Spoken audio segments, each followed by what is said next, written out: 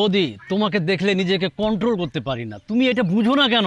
দেখো, আমি কিন্তু ভদ্রভাবে বলছি, তুমি এভাবে আমাকে রোজ রোজ বিরক্ত করবে না, তা না হলে কিন্তু আমি ব্যবস্থা নিব।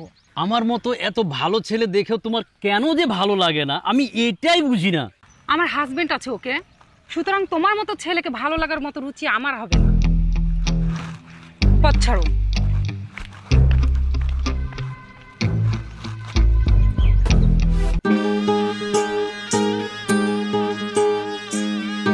আপনি কি আমাকে বিরক্ত করা ছাড়বেন না? রোজ রোজ কেন এভাবে বিরক্ত করেন আমাকে? তোমার মতো একটা এরকম চিকনি আইটেম দেখে নিজেকে কন্ট্রোল করতে পারি না। আমি এতদিন আপনার সাথে অনেক ভদ্রভাবে কথা বলেছি, বাট আপনি যদি আর আমাকে বিরক্ত করেন, আমি আমার ফ্যামিলিতে জানাতে বাধ্য হব। যা মন চাই করো, সমস্যা নাই, বাট কথা একটাই, তোমার একটু ভালোবাসা চাই। ফালতু একটা।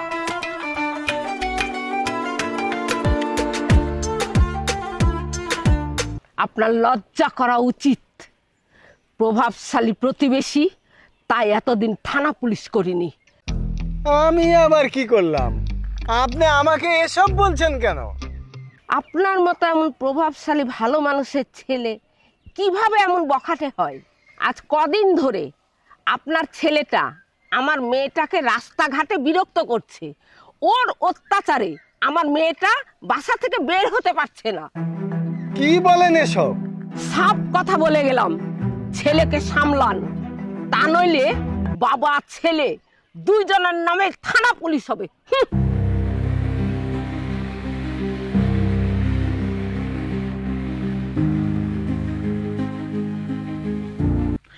কাকা বাবু, আপনার ছেলের অত্যাচারে কি আমরা ইন্ডিয়া চলে যাব? কেন, কি হয়েছে বাবা? আমার একটা মাত্র বউ, আপনার ছেলে রাস্তাঘাটে যেভাবে বিরক্ত করছে, তাতে মান সম্মান নিয়ে তো বাংলাদেশে বাস করা সম্ভব না। বুঝলাম বাবা, আমি ব্যবস্থা করছি, তুমি যাও, চিন্তা করো না। আমি জানতাম আমি তোকে এখানেই পাবো। বলো, কি বলবা? তুই ডলি আপার মেয়েটাকে রাস্তাঘাটে বিরক্ত কেন করছিস? তুই তো এমন ছিলি না। তোমার কাছে ব্যবসা করার জন্য টাকা চাইলাম, দিলা না তো, তাই ভাবলাম একটা প্রেম করি, সময় টময় ভালো কাটবে। ভালো কথা, তো রনির বউটাকে বিরক্ত কেন করছিস? বৌদিকে দেখলে কন্ট্রোল করতে পারি না, আর তাছাড়া একটা বউ আর সাথে একটা বৌদি থাকলে সমস্যা কোথায়? দাঁড়া, বউ লাগবে, বৌদিও লাগবে, দেখাচ্ছি মজা। কুলাঙ্গার, অতি শীঘ্রই ব্যবস্থা না করলে তো মান সম্মান থাকবে না। আমি আপনাদের কাছে লজ্জিত আমার ছেলের জন্য। আমি চাই আমার ছেলে ভালো পথে ফিরে আসুক, এর জন্য কিন্তু আপনাদের সার্বিক সহযোগিতা দরকার। কাকা বাবু বলেন, আপনার কি সহযোগিতা লাগবে? হ্যাঁ বলেন ভাই।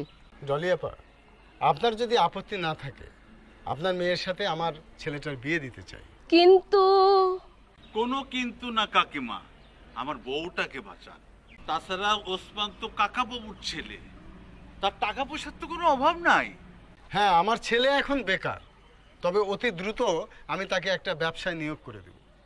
আর তো তাহলে কাকিমা কোনো কথাই নাই। আলহামদুলিল্লাহ। ছোট ভাই, তোমার বিয়ে ঠিক, এবার আমার বউটাকে ছেড়ে দাও।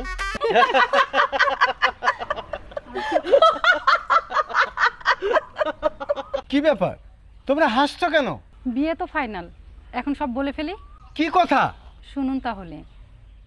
কাকা বাবু, ওসমান ডলি কাকিমার মেয়েকে পছন্দ করে, আপনার রাজি থাকলে বিয়ের ব্যাপারে আলাপ করতে পারি। অসম্ভব, এই বাবু চৌধুরীর একমাত্র ছেলের বিয়ে কখনোই ওই রকম বস্তির একটা মেয়ের সঙ্গে হতে পারে না।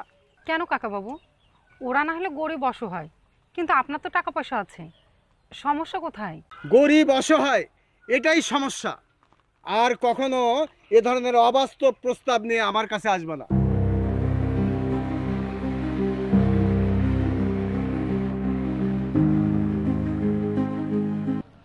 তোমার দাদা আর আমি তোমার বাবাকে আমি কোনোভাবেই রাজি করাতে পারলাম না, তাহলে এখন কি হবে? আমি কিন্তু তোমাকে ছাড়া থাকতে পারবো না। টেনশন করো না, মাথায় অনেক বুদ্ধি আছে আমার। কি বুদ্ধি? বুদ্ধিটা হলো,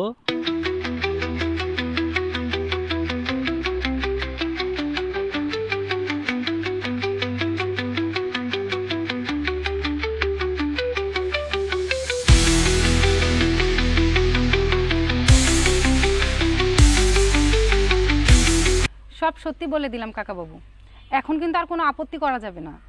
এত বড় চালাকি আমার সাথে? কথা পাল্টালে কিন্তু আমি আবার বৌদিকে দেখে কন্ট্রোল করতে পারবো না। দাঁড়া হারামজাদা, তোর কন্ট্রোলের 12টা বাজাচ্ছি।